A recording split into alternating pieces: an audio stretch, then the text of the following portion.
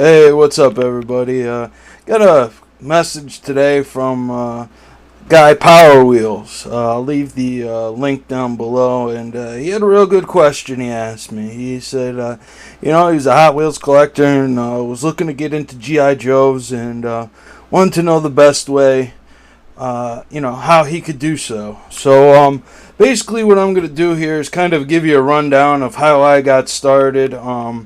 I'm no expert. I'm not claiming to be. I'm not saying this is exactly what you should do, but these are just some tips that I have, and I think they might be helpful to some people. And the basically how I got started. If you're tight on cash, which a lot of people are these days, like Vintage Fetcher said, pick yourself. I was lucky enough. My mother, she was smart enough to save the boxes and put the toys away for me, so I was really lucky there. But, you can get started with anything that's, maybe of little value to you, maybe something that you don't use anymore, and get rid of. I traded a bunch of He-Man, sold a bunch of He-Man and Transformers, which I'm really not into, and started getting into Joes. So, basically, what I would recommend is, maybe throw some ads out there. Throw some ads in Craigslist, go to the wanted section, toy section. Wanted G.I. Joes 82 to 86, so on and so forth. Basically, the way I do it is I won't sell anything unless it's really complete. The vehicles, I'll sell them without the box or without the blueprints, but they got to have all the parts. Even sometimes without the driver, because some of them are pretty hard to find. But you want to try and make sure that they have all the parts if possible, and try and track down the blueprints and the boxes. The boxes are really, really hard to find. You're really not going to be able to find those too much. But as for the figures, now I don't sell any of my figures unless they're 100% complete with the file card. And what I mean by the file card here is I have full card backs. You don't necessarily have to have them. Just the file card here. Usually they're cut out. I saved the card backs for my personal collection because these here are really hard to find. I mean, it's almost impossible to find these full card backs these days. Usually it's just the file card itself. But I try and make sure that they have all their little pieces. That's the way you're going to get the most amount of money for them. It turns a figure with, just the figure itself from a $3 to $5 figure into anywhere from a 18 to some figures are $70, $80. Some maybe $100 to the right guy if it's a rare figure. But I go through and I keep them in little cases like this. You don't have to have a case like this. You can put them in plastic bags, whatever. But I make sure that they're all complete with the original file card. That's the way you're going to get the most amount of money out of them. And when I buy these lots here, a lot of the times they come with a ton of extra parts, extra missiles. And I hang on to a lot of this stuff.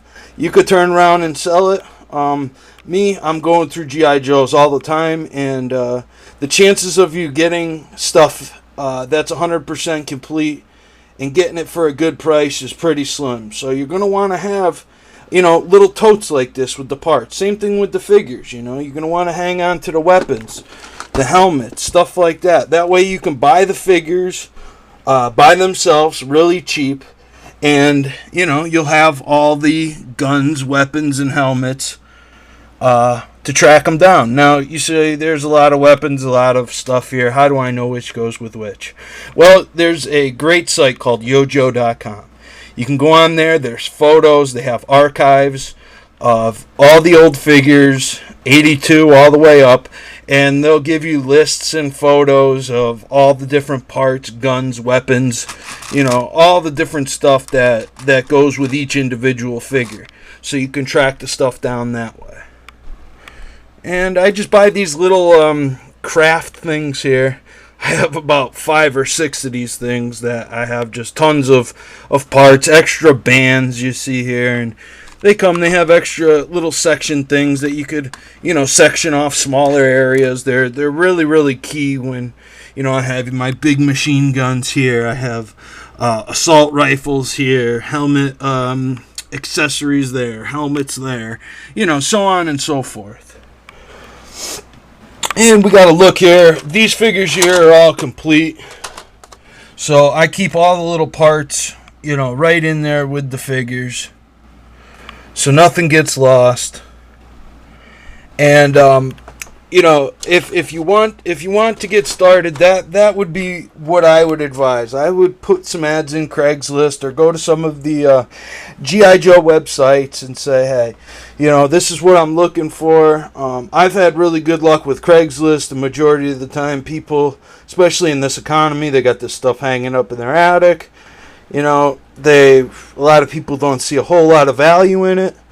So you go there and you throw a good number at them, and usually works, and they'll take the money, and you got a bunch of good stuff. You come home and separate the parts, and like I said, go on YoJoe and figure out what you got and what you don't got. For some of those hard to find pieces, obviously you can go to eBay and stuff, but you kind of want to stay away from eBay, because you're gonna have to pay fees. You're gonna have to pay higher prices, stuff like that. So I haven't had much luck at flea markets or tag sales or anything like that finding this kind of stuff. I found very few G.I. Joe stuff that was worth buying at tag sales and stuff like that. And when you are looking for these figures, condition is everything. See here, we got this guy here. He's got the Cobra symbol there. That's what you want to see. If the Cobra symbol's all worn off and his paint is all scraped up, and he's really not in that great a shape, you're gonna want to kind of stay away from that. Now, a good way too is these have little rubber bands inside of them. You see, like here. And a lot of the times they get dry rotted and cracked, and the figure's split in half. And a lot of people tend to think that they're junk that way, but they're not. There's a little screw hole there on the back, and they come apart, and you can easily fix the rubber band. Now, you're going to want to look inside there. If that screw is really rusty and really crappy and doesn't look like it's going to come out, you're going to kind of want to stay away from that figure. But it's a real easy fix. I have a video on my favorites if you want to go down there and check out. I'll show you exactly how to change the rubber bands on these figures. They're number 10 O-rings. You can go to Home Depot or Lowe's or any place like that. The G.I. Joe sites have them too. Just a regular number 10 plumber O-ring. Just a little black O-ring. They come in a little plastic case like this. They have a little blue symbol on it, that'll say number 9 or number 10. Some people use 9s, 10s. They both work.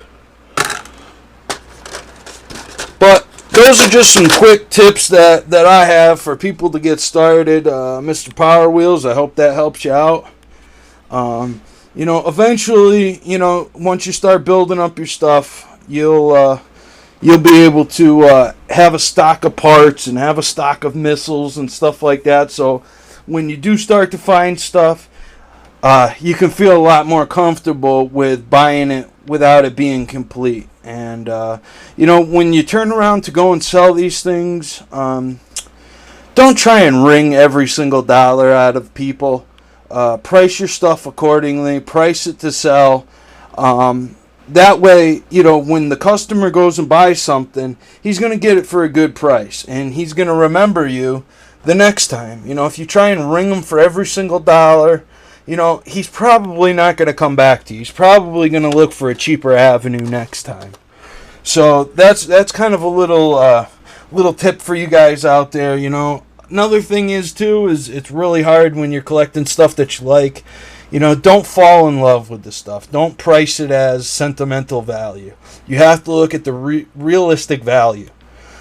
Just going on eBay and checking the prices, that's really no good either. You got to go to completed listings and check the completed listings for the past few months of what the average price is going for, because some jackal, he can price it any way he wants. So you got to see what these are actually selling for, and look at the figures and see, is yours in worse condition or is yours in better condition?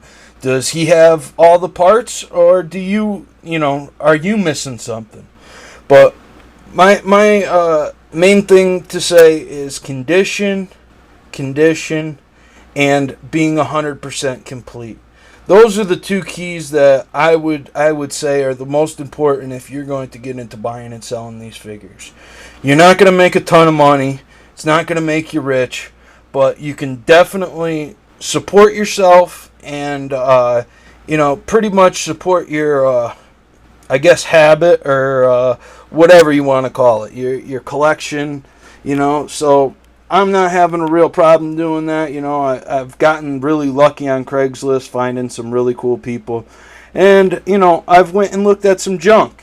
Some people have sent me pictures that, once you get there, the stuff looks a little worse. And, so there's definitely some traveling involved. And,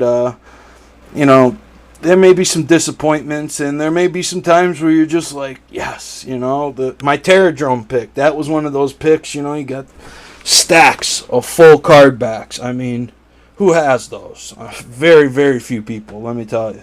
That's why, when I saw these here, I decided I'm going to keep these for my collection. And I would be able to get top dollar because nobody has the full card backs. If you have a complete figure, 100% complete with the full card back, that's pretty much as good as you can get, other than it being mint on card. So as you can see here, a lot of the figures I've just showed you, here's all the full card backs. So just some few tips, like I said, I'm no expert at this, I'm fairly new at it myself. The toys anyways, I've been buying and selling stuff pretty much my whole life. But I found my little niche here, and it's something that gives me a lot of joy, and I could put a little coin in my pocket at the same time.